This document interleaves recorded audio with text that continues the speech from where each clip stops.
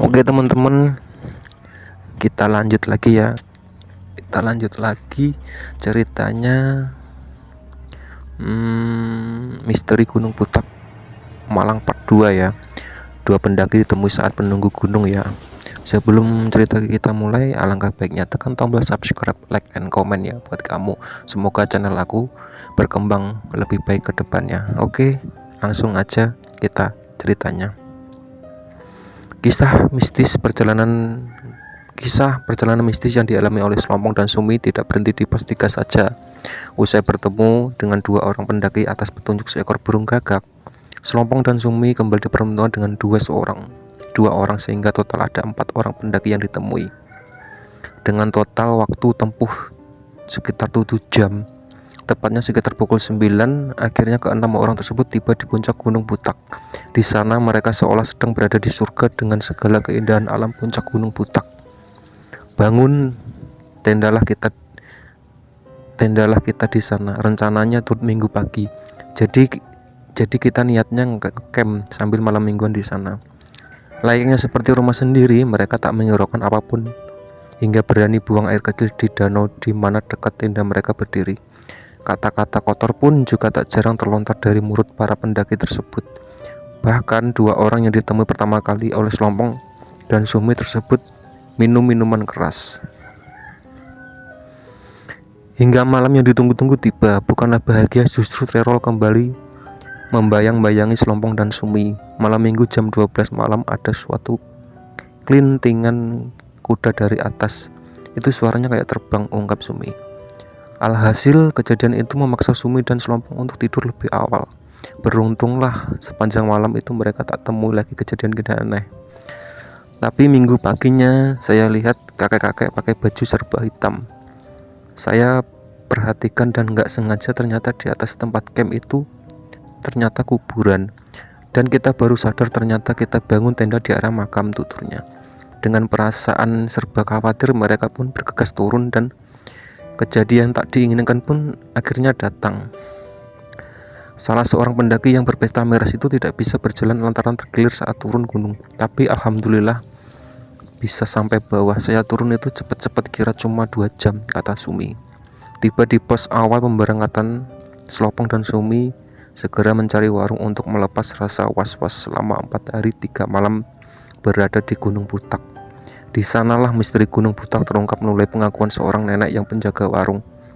Saya ditanya sama nenek itu, "Kok berani naik berdua, Mas? Padahal gunung ini angker. Apalagi naik malam Jumat," kata Sumi menirukan nenek-nenek penjaga warung tersebut. Nenek itu lantas mengungkapkan titik-titik mana saja yang terbilang sangat angker di Gunung Putak. Satu persatu tempat disebutkan oleh nenek tersebut. Di antaranya adalah Pasar Setan yang berada di pos 3 pendakian, tepatnya di titik bekas kebakaran, termasuk pohon besar di mana Slompong dan Sumi mendirikan tenda pertama kali. Titik kedua adalah danau, yaitu di mana tempat seorang putri bersemayam di sana. Dan danau itulah yang saat itu menjadi tempat seorang pendaki membuang air kecil. Sementara titik ketiga adalah makam di mana Slompong dan Sumi serta para pendaki lain mendirikan tenda selama 2 malam. Konon makam tersebut adalah pintu gerbang menuju ke Gunung Lawu. Keempat, di Gunung Putak tersebut ternyata juga ada sebuah kereta kencana yang tak jarang pula mempernampakkan diri pada pendaki. Mendengar hal itu, Slompong dan Sumi pun kaget bukan main, karena ternyata apa yang diucapkan oleh nenek tersebut sudah mereka alami sendiri. Seketika itu juga Slompong akhirnya membuka semua apa yang sudah ia alami dan rahasiakan dari Sumi.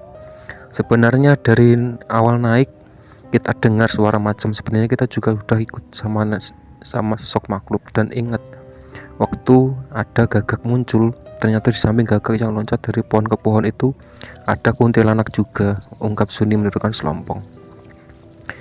Sementara soal suara bel yang didengar Sumi, ternyata itu adalah suara kereta kencana. Nenek itu cuma bilang kalau berdua ini istilah belai selamat.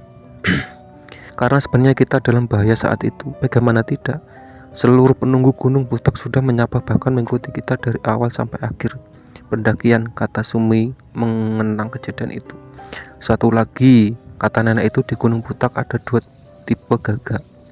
Gagak yang pertama gagak yang menyesatkan, dan kedua ada gagak yang menunjukkan arah jalan yang benar. Tambah Sumi sembari bersyukur sebab saat itu burung gagak menunjukkan arah yang tepat. Pasalnya dari cerita yang beredar, banyak para pendaki pundak yang tersesat saat melakukan pendakian, bahkan ada yang tidak ditemukan hingga sekarang.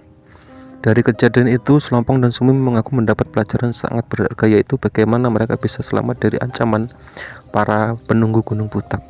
Beruntung kami selama perjalanan tidak pernah berkata jorok dan kita jaga kesopanan tanyanya.